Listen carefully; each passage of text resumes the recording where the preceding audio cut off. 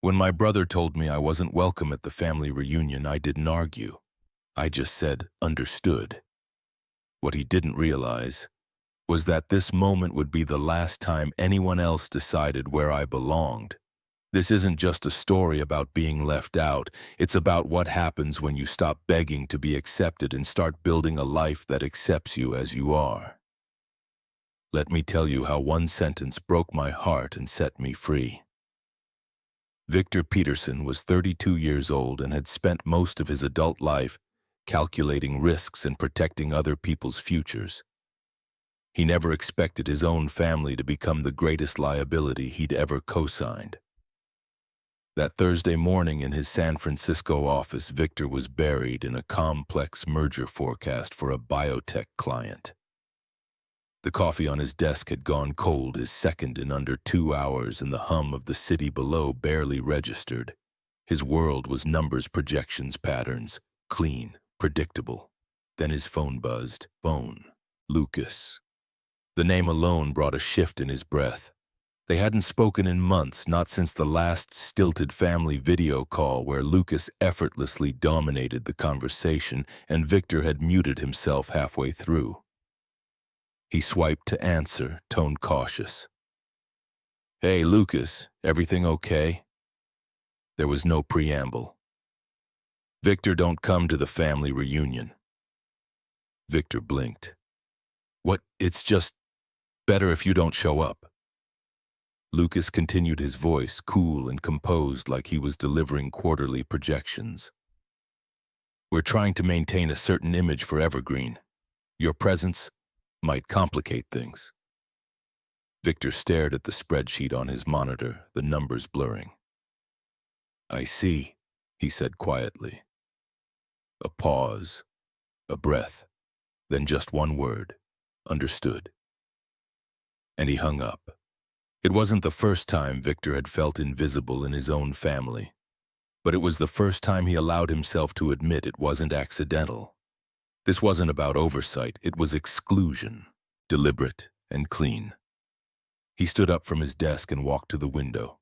The skyline of San Francisco stretched before him, indifferent and vast. He'd built a life here, a respected financial consultant, a partner in a steady relationship, a man who was trusted for his clarity and composure. But in Seattle, in the house by Lake Washington where he was raised, he was still the spare part. His father, Roger Peterson, had founded Evergreen Biotech from their garage in the 80s, growing it into one of the country's most respected medical research firms. His mother, Constance, was the scientific genius behind most of the company's breakthroughs. Her name listed on every patent, her calm brilliance anchoring the family mythology. Then there was Lucas, 3 years older, charismatic, strategic, effortlessly impressive. By 16, Lucas was already shadowing their father in boardrooms. By 28, he was being groomed as the next CEO. Victor had always been different. He wasn't rebellious, he was simply curious, too eager to question, too slow to smile at the right people, too fast to ask why Lucas's mistakes were called strategic risks while his own achievements were nice but not quite leadership material. When he was 10, Victor had won the citywide math championship. The local paper wanted a photo, but that same weekend, Lucas's debate team won a regional title. Their mother canceled the newspaper shoot and scheduled a family portrait instead. One that centered on Lucas's medals, not Victor's trophy. At home, that trophy ended up on a dusty shelf behind tax files. Lucas's medals were framed and hung in the main hallway. Victor learned the lesson: early excellence without their validation was just noise. He was bright, but not bright enough to lead, polished, but not polished enough to represent the family. When college applications came around, Victor applied to Stanford without telling anyone. His parents had assumed he'd stay local, study finance or biotech, maybe intern at Evergreen. When he got in with a partial scholarship, his mother smiled tightly. "We'll help with the rest," she said. "But remember, your future is with the family." Victor declined their help. He took 2 jobs tutoring undergrads and waiting tables in the Mission District to pay his way, not because he had to, because he needed to. He needed to know that if he ever made it, it would be on his own terms. After graduation, Victor rose quickly through the ranks at a prestigious financial consulting firm. By 30, he was handling 8-figure portfolios. His name was trusted. Clients came to him because he saw risks before others did. And yet when he called home, the only thing they wanted to talk about was Lucas. He's overseeing the expansion into Europe now, his father had bragged one Thanksgiving, eyes sparkling with pride. You wouldn't believe the investors lining up. Victor passed the cranberry sauce in silence. 2 years ago, he brought his partner Ethan, a freelance photographer, to the family dinner in Seattle. It was a disaster. A photographer, his mother said, eyebrow arched. What's his long-term plan, his father asked. Can he provide for you, Victor? Bit his tongue. He had paid his own way through college. He was making more than both his parents had at his age. Ethan wasn't his provider, he was his partner. But none of that mattered. All that mattered was that Ethan didn't fit, that Victor didn't fit. The final humiliation came 3 years ago when their father called him late on a Saturday. Just a small favor, Roger had said, voice warm and persuasive. Evergreen's expanding. Big opportunity. We just need someone with a stellar credit score to co-sign a loan, strictly a formality. Your brother will walk you through it. Lucas followed up an hour later. You're saving the company's future, Vic. It's family. Victor hesitated, but the hunger for belonging outweighed the instinct to guard himself. He signed, and now 3 years later, Lucas had just made it clear he was still nothing more than a tool. Not a son, not a brother, a liability. Victor turned from the window and walked back to his desk. He opened his contact list and tapped Marcia Vernon, his closest friend, a financial lawyer. The one person who had never made him feel like a second choice. Marcia, he said when she answered. I'm done. I'm pulling out of that loan. There was a pause, then her voice calm and firm. It's about time. He didn't feel vindicated, not yet. But for the first time in years, he felt something better. Free. Laurelhurst was a neighborhood made of postcard dreams. Victorian homes with panoramic lake views, manicured gardens, winding driveways, and gated entries that whispered old money and new ambition. Outsiders saw it and assumed happiness was built into the brickwork. But inside the Peterson home there was a different kind of architecture, one shaped by pressure performance and unspoken hierarchies. Victor remembered that house vividly. Polished wood floors that echoed if you walked too loudly. A family room where his father's voice reigned louder than the television. A kitchen that smelled like cedar and lemon in perfection. And walls, lots of walls lined with framed accolades, certificates, and news clippings. Every one of them belonged to Lucas. Lucas had always been the sun, bright, magnetic, destined. Victor wasn't the shadow. Shadows imply some recognition. He was the absence. The silence between their parents' proud sentences. It started small. Lucas got the biggest slice of cake. Lucas got to pick the family movie. Lucas stayed up late. Lucas got the new bike first, but Victor never complained. He thought that's just how families worked. He figured if he tried harder, he'd get his turn. So he tried. He studied, he helped, he waited. But the turn never came. When Lucas brought home a B+, his father said, "It's not about the grade, it's about how you bounce back." When Victor brought home straight A's, his father said, "That's the minimum for someone like you." Victor learned to listen more than he spoke, to observe, to calculate the gap between how he was treated and how Lucas was elevated. His mother, Constance, was gentler but not better. She was the queen of quiet compliance. "Don't make waves," she would say when he questioned why Lucas got to skip chores or why his own piano recital was skipped for a biotech conference. She didn't raise her voice. She didn't intervene. She simply smiled and kept cooking her silence, sealing the family code. Lucas, he wasn't cruel. That was the hardest part. He didn't mock Victor. He didn't rub in his success. He simply existed in a glow he never questioned. Victor didn't hate him for it, but he resented the imbalance the way Lucas never had to explain himself. The way doors opened and people clapped and expectations morphed into applause. There was a summer when Victor was 13. He spent weeks building a solar-powered model car for a school science fair. It wasn't sleek, it wasn't flashy, but it worked. The night before the fair, his father called an emergency meeting. Evergreen's board was in crisis. Lucas, then 16, was invited to sit in. Victor asked if he could show his project at dinner. His mother smiled and said, "Maybe tomorrow, dear." Tomorrow never came. Lucas returned from the meeting buzzing with insight. Their father introduced him to a room of investors the following week. Victor's car sat forgotten in the garage until the battery corroded and the wheels stuck. That was Laurelhurst, a palace with no throne for him. Victor never rebelled, but he stopped expecting. He found solace in numbers and the fairness of equations. He learned to craft his identity outside the frame, but the scars remained. Being overlooked doesn't always come with bruises. Sometimes it comes with silence, with being the name skipped over, the voice talked over, the effort unnoticed. Victor carried those silences into adulthood, wearing competence like armor. In his work, he was seen. In San Francisco, he mattered. With Ethan, he was enough. But Laurelhurst still lived inside him, in the quiet disbelief that someone might actually choose him. In the ache that came not from being hurt, but from never being fully acknowledged. The Peterson family didn't just ignore Victor. They forgot to see him.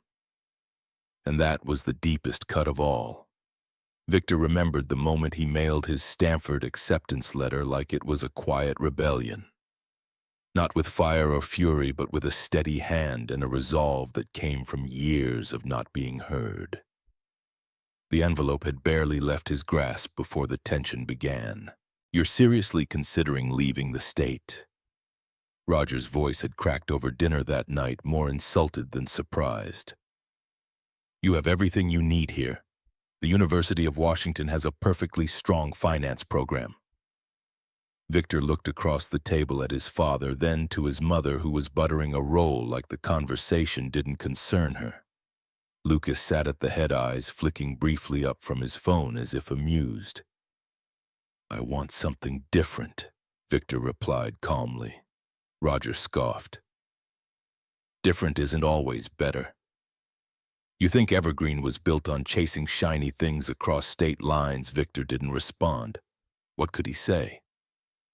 That Stanford felt like the only place far enough to hear his own thoughts, that staying in Seattle meant orbiting a gravitational pull that would never see him clearly. He packed without their help. And he left with nothing but a partial scholarship, 2 suitcases, and a quiet ache in his chest.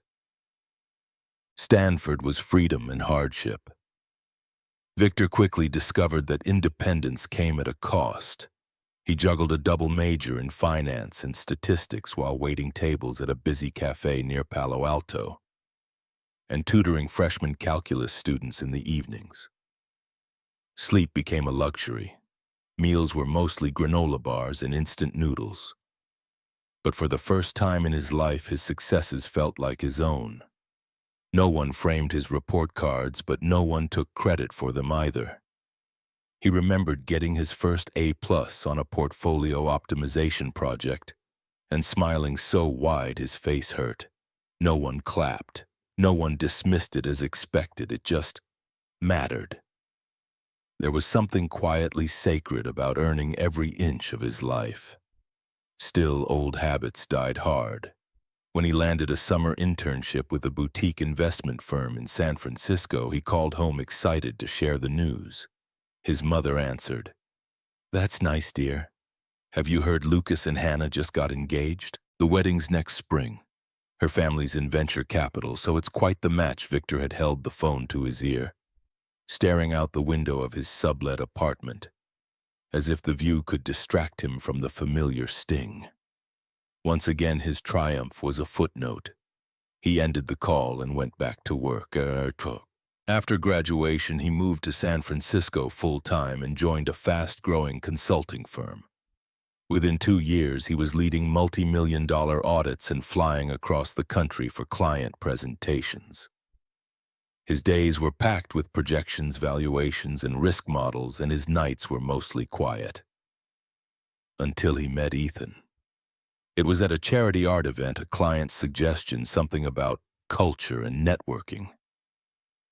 Victor hadn't expected anything meaningful. He was halfway through a glass of mediocre wine when he saw a man crouched at the back of the room photographing a sculpture from an odd angle. There was something earnest in the way he moved, like he wasn't trying to impress anyone, just capture something real. Their eyes met when Ethan stood. "You always look this serious at fundraisers?" he'd asked, smiling. Victor had blinked, only when the wine's bad. Ethan laughed, a warm, genuine sound that cut through Victor's practiced reserve. They talked for 2 hours, about light and shadow, about business and art, about expectations and escape. And for the first time in years, Victor didn't feel like he had to edit himself. Ethan was everything his family would never understand. A freelance photographer with calloused hands in a studio apartment that doubled as a darkroom. He wore thrifted jackets and quoted poets Victor had never read. He wasn't successful by Peterson's standards, but he was steady, present, honest. With Ethan, Victor didn't have to explain why silence hurt more than anger, or why he double-checked locks or hoarded his own bank statements. Ethan didn't ask for a performance. He just saw him. 6 months into dating, Victor brought Ethan home for Thanksgiving. It was a mistake. Constance raised an eyebrow before offering a lukewarm welcome. Roger shook Ethan's hand, like he was inspecting a business pitch, and Lucas just smirked and said, "So you're the artist." Dinner was worse. They grilled Ethan about his income, his future plans, his backup options.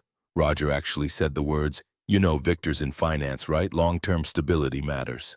Victor had clenched his fists under the table. Ethan had stayed kind but firm. "I build meaning, not just income," he replied softly. There was silence. Victor drove them back to the hotel that night with a knot in his stomach. In their room, Ethan gently touched his arm. "You don't have to be like them to belong," he said. Victor didn't cry, but something inside him cracked just a little. He stopped going home for holidays after that. Birthdays were celebrated with friends in the city. Ethan made pancakes in the shape of stars. They built their own rituals, ones that didn't hinge on appearances or legacies. Still, every so often, Victor would wonder if he was being petty, if maybe, just maybe, he was the one who misunderstood. That illusion shattered the day Lucas called. "Don't come to the reunion," as if Victor were a liability, as if his very existence posed a threat to the Peterson brand. In that moment, everything became clear. He hadn't misunderstood, he had simply hoped too long. And yet, despite it all, Victor didn't feel broken.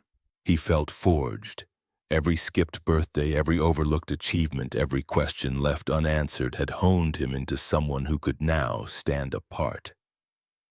Not above, just away. He wasn't the shadow anymore, he was his own light. 3 years ago, Victor sat at the window of his San Francisco apartment, the skyline blurred by the steam from his coffee mug. It was early spring, that brief moment in the Bay Area when the air hinted at warmth but still demanded layers. Ethan was across the room editing photos from a recent exhibit, his focus deep, but his presence grounding. Victor's phone buzzed. Dad. He rarely called. Messages were usually relayed through his mother or Lucas. A direct call from Roger Peterson meant one thing: business. Victor hesitated, then picked up. "Hi, Dad."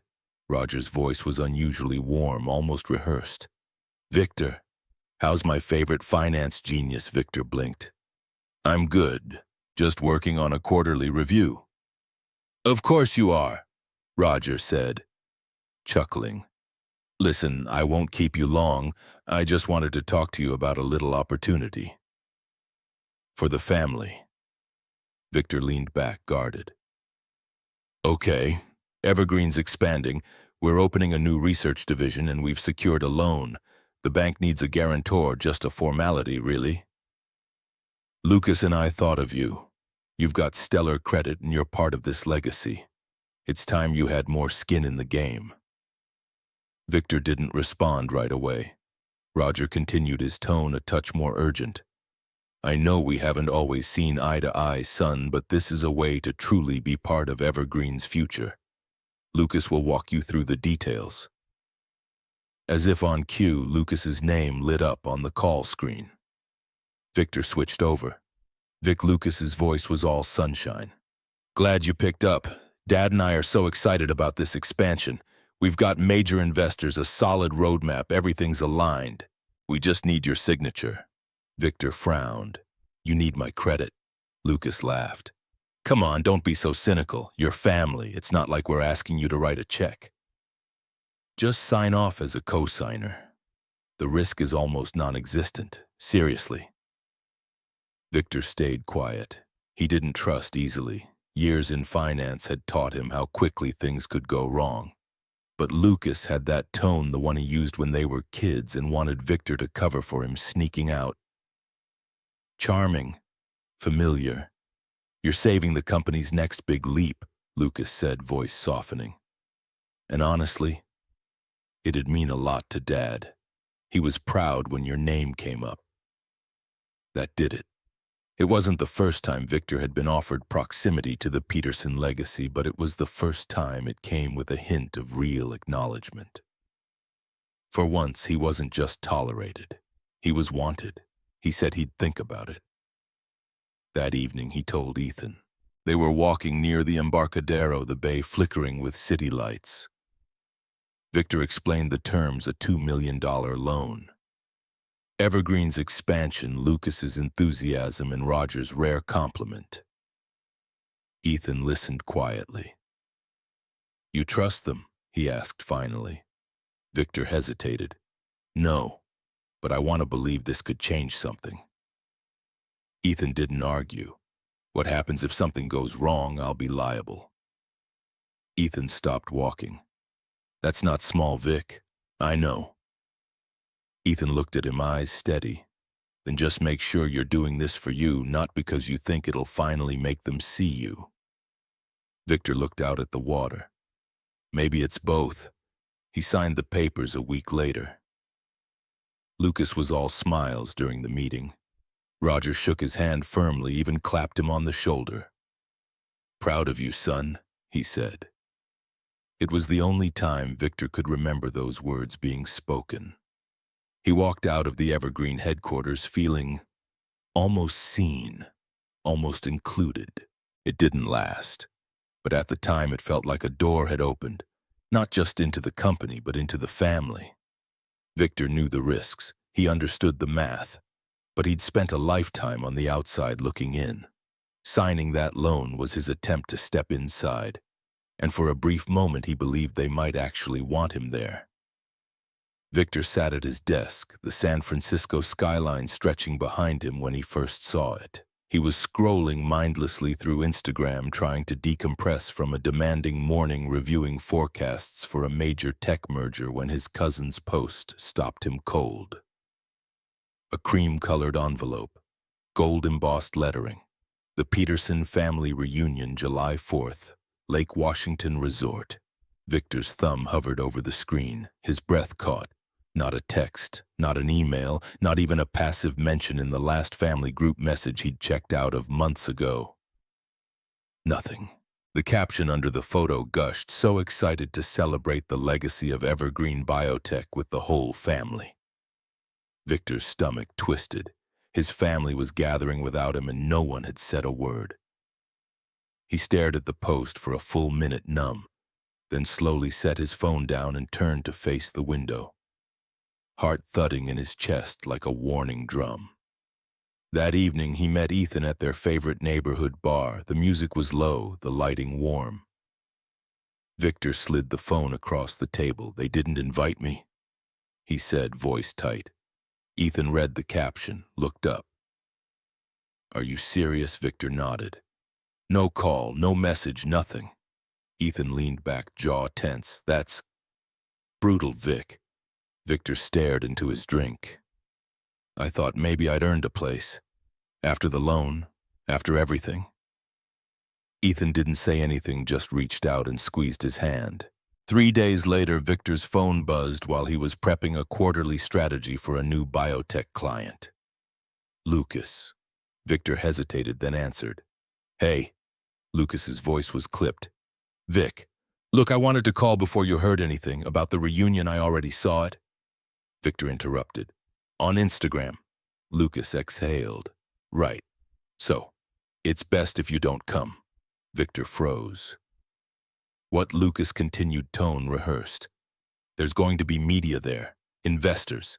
It's about the company's image. We need to be unified, professional." "So I'm a liability now?" Lucas didn't answer right away. "It's not personal. It's business. You know how it works." Victor felt his breath catch. He'd co-signed a $2 million loan, risked everything for this. "Understood," he said, then hung up. He sat still for a long time, the silence ringing louder than Lucas's words. He had never felt more like a tool used, discarded, and now disinvited from his own family's legacy. That night he called Marcia Vernon, his old college friend and now a sharp-witted financial attorney. "I need to look at the loan documents again," he said. "Something's off." They met at her office the next morning, stacks of legal files and warm coffee between them. Victor slid the papers across the table. "They used me," he said quietly, "and I let them." Marcia scanned the pages, her brow furrowing. "You're the guarantor. If Evergreen defaults, you're liable for the full $2 million. Victor nodded. "And now they're excluding you from major events," she said, eyes narrowing. "Vic, this wasn't just careless. This was planned." Victor leaned back, breath shallow. "I want out," he said. "I want my name off this loan." Marcia didn't flinch. "Good. Let's start the process. It won't be easy, they'll fight it. But we'll push it through the bank. We'll demand collateral substitution. They'll have 30 days to fix it." Victor nodded slowly, resolve building with every word. Lucas's betrayal had been the final cut, but it was also his awakening. Victor stood outside the bank's steel and glass downtown branch, the withdrawal papers in his briefcase and a fire in his chest. He didn't hesitate as he walked in, greeted the receptionist, and asked for Clifford Hayes, the officer handling Evergreen's account. The meeting was brief and professional. Clifford raised an eyebrow when Victor placed the signed withdrawal documents on the desk. "This will trigger a reassessment of the loan terms," Clifford warned. "Your family's company will need to provide alternate collateral within 30 days. "I understand," Victor said calmly. "Proceed." He signed. A loop closed. By the time he stepped out into the California sun, a weight he hadn't realized he'd been carrying for 3 years lifted. The fallout was immediate. The next morning, Victor's phone lit up with a storm of notifications, texts, calls, voicemails. His father's voice boomed in one. "Victor, this is unacceptable. You're jeopardizing everything we've built. Fix it." Lucas's message was sharper. "What the hell are you doing?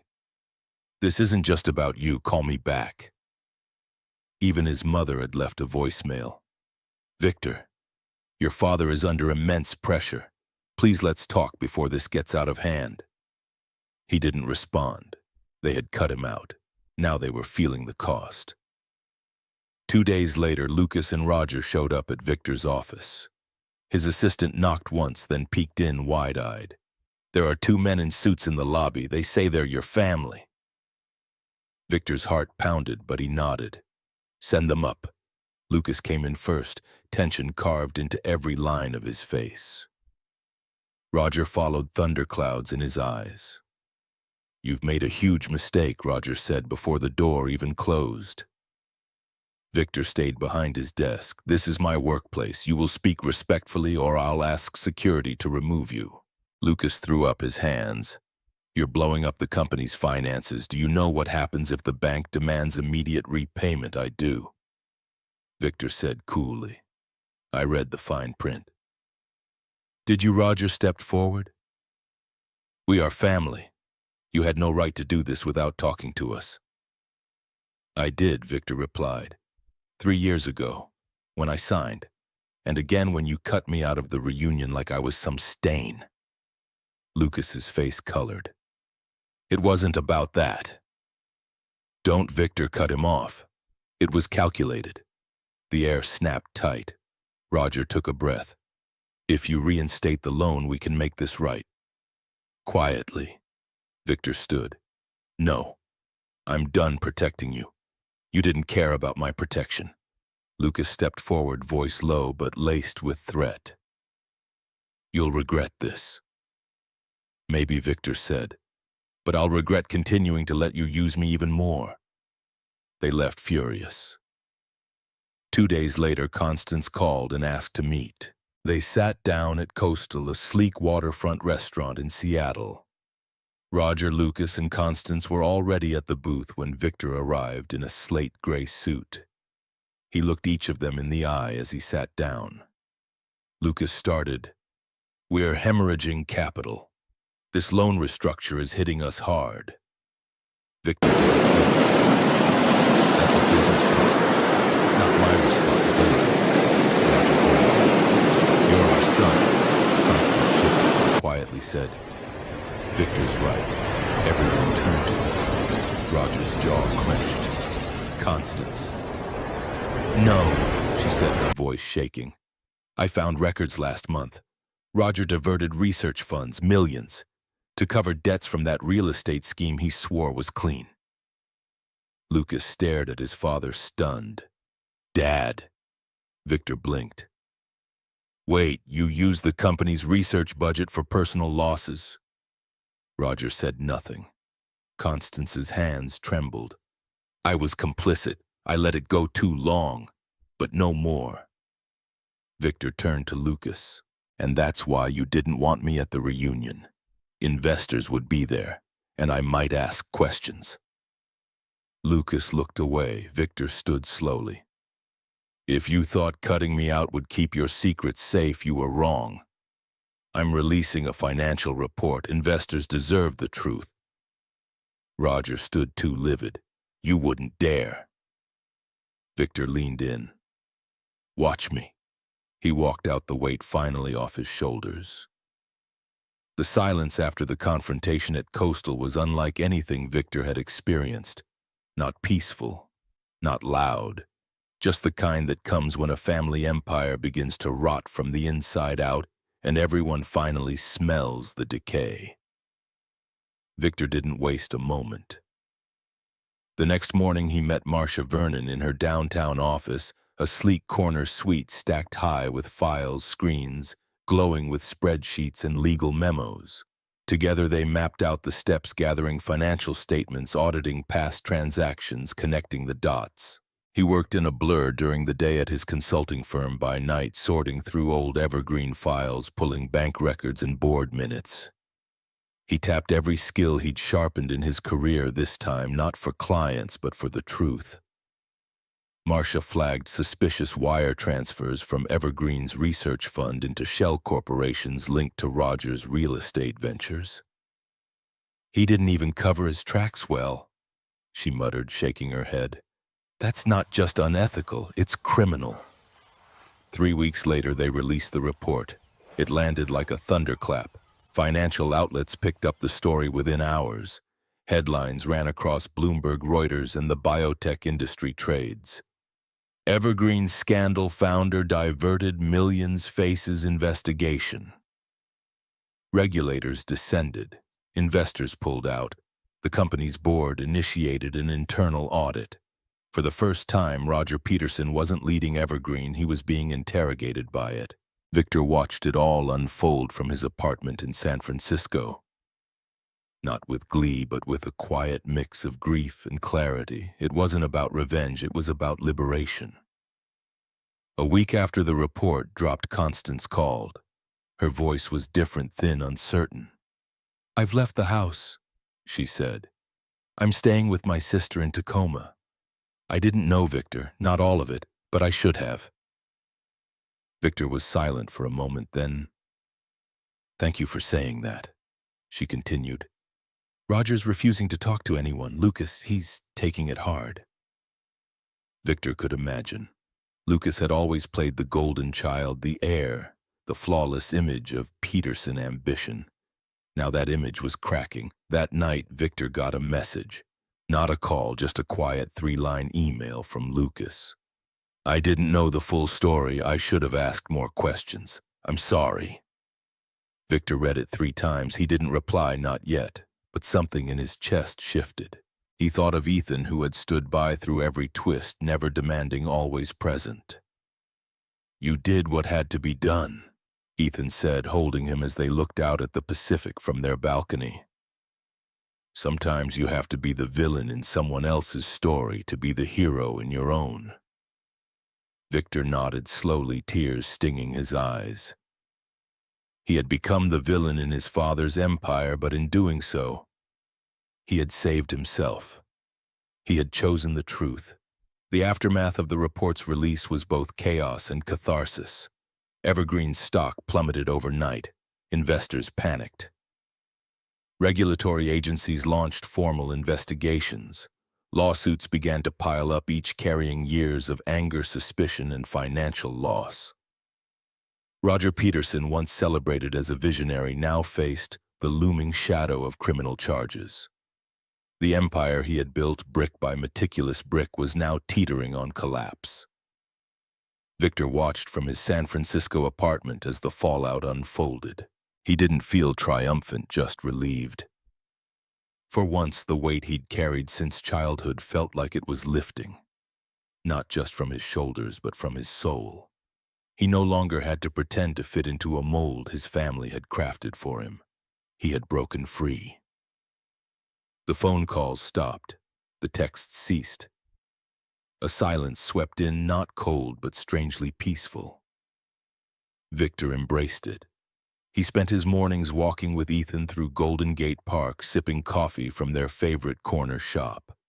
Ethan had become his sanctuary, his mirror, his reminder that love didn't have to come with conditions. "They're going to be okay," Ethan said one morning as headlines swirled around the scandal. "But you're going to be free." Victor nodded. He wasn't looking back. One evening, his phone rang again. "Lucas." Victor hesitated before answering. Lucas's voice was quiet. "Hey, I've been thinking about what you said, about everything." Victor remained silent. "I kept trying to be Dad's version of a son."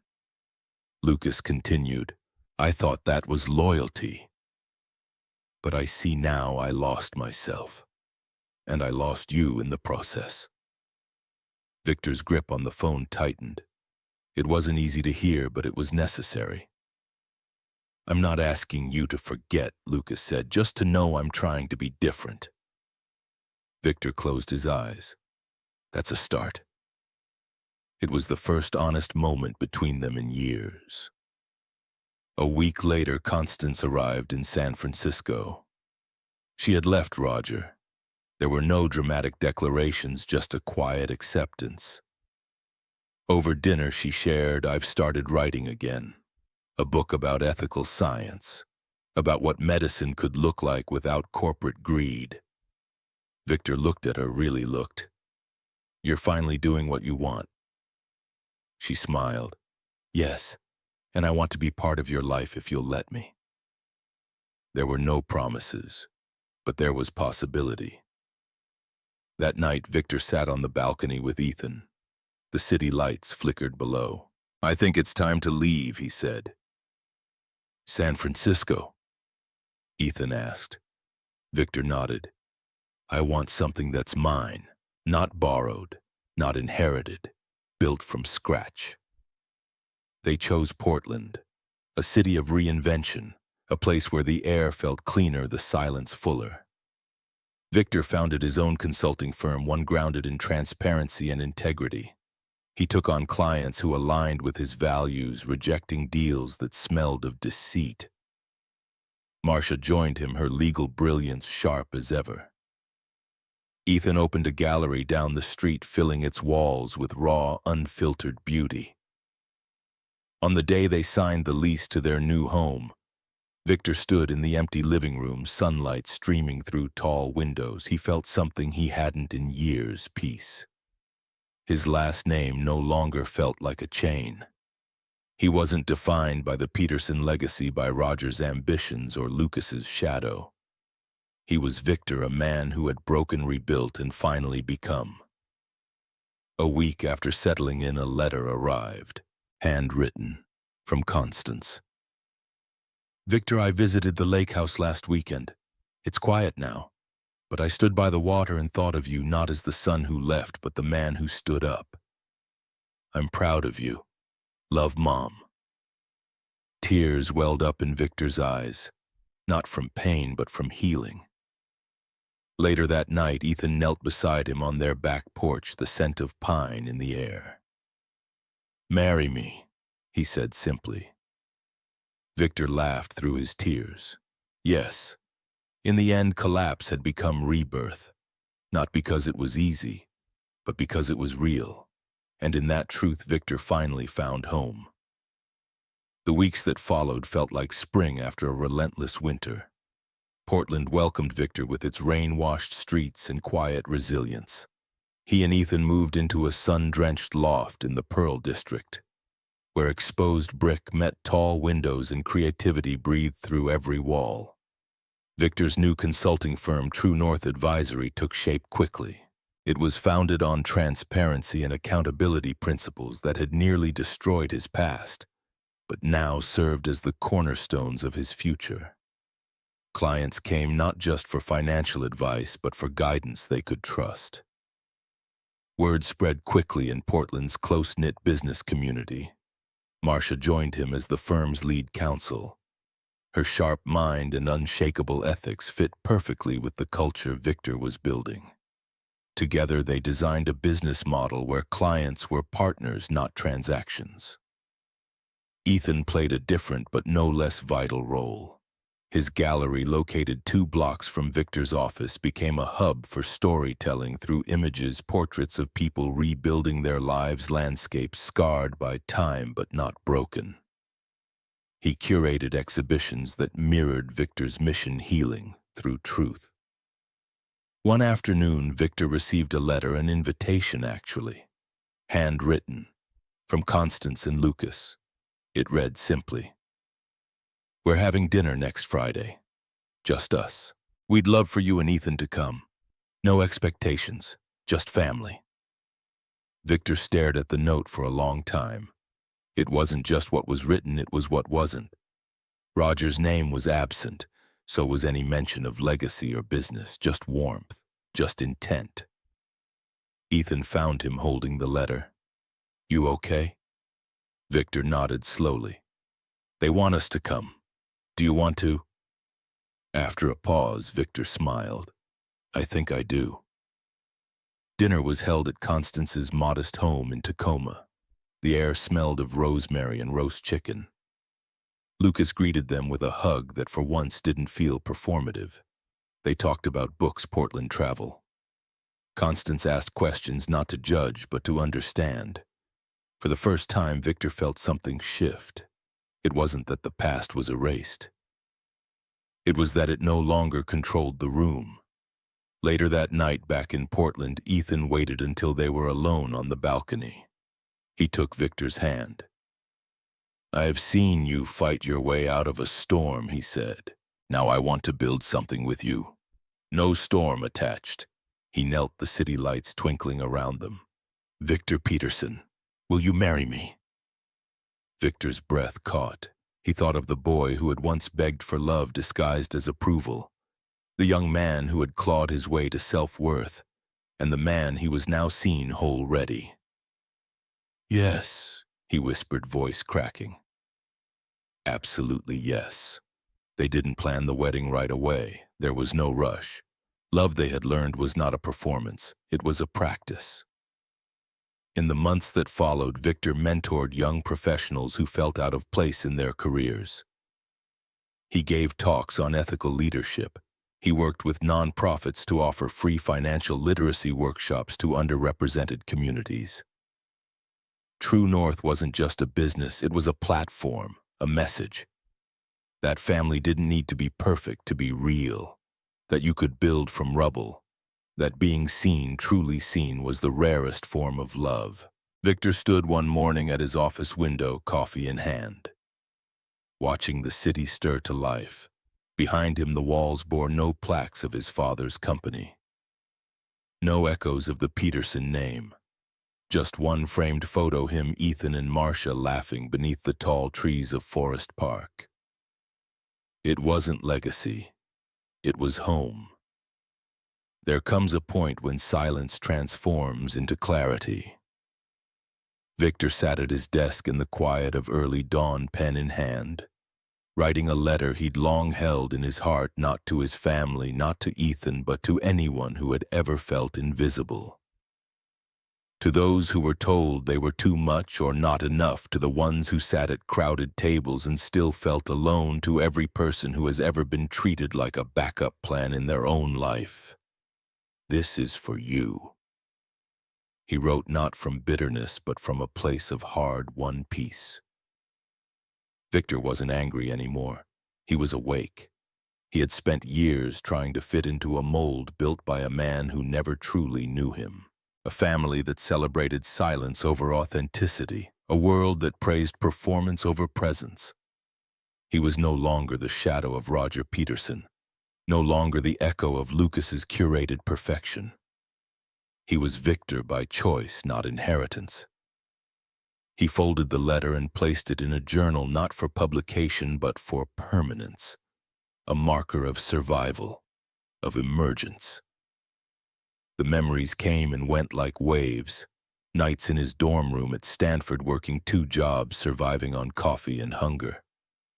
The gut punch of seeing Lucas on magazine covers. The silence on the other end of family phone calls. And the nights he sat across from Ethan, raw and broken, slowly stitching himself back together. Later that day, Victor stood before a small crowd at a leadership conference in downtown Portland. The room held CEOs, students, social workers, people from every walk of life, and he told them the truth. I didn't destroy my family. I freed it. Sometimes healing looks like walking away. Sometimes strength means not answering the phone. Sometimes love is refusing to lie one more time. He paused, scanning the faces before him. We think belonging is about being accepted, but it's not. It's about being known. Applause came slowly, then all at once. But it wasn't the noise that moved him, it was the nods, the quiet tears, the recognition. That night, Victor and Ethan sat on their porch beneath a canopy of stars. The house was warm behind them, soft jazz spilling from the kitchen. Victor leaned into Ethan's shoulder. You ever wonder how different things could have been if I'd just played along? He asked. Ethan kissed the top of his head. You'd still be waiting to be seen, Victor smiled, eyes misting. A few weeks later, Victor was asked to record a podcast episode on reinvention. The host asked, what's one truth you wish you'd known a decade ago? Victor didn't hesitate. That choosing yourself isn't selfish, it's sacred. He talked about love, the kind that doesn't come with invoices. About grief that morphs into strength. About the day he realized being unwanted by his past had made room for a future he chose. The episode went viral. Messages poured in from strangers, stories of estrangement, of healing, of bravery. Victor replied to as many as he could, often with just 2 words: "You matter." He and Ethan spent quiet weekends hiking the Columbia River Gorge, hosting dinners for friends who had become family and building a life with intention. They planned a small wedding in Forest Park, the very place their favorite photo was taken. The guest list was short: Marcia, Constance, Lucas, and a handful of people who saw them clearly. During the ceremony, Victor read aloud the final lines of his speech. "Have you ever chosen yourself even when it meant disappointing someone else? Have you ever stopped asking for permission just to be who you are? If not, when will you?" In that question, Victor didn't just find peace. He found freedom.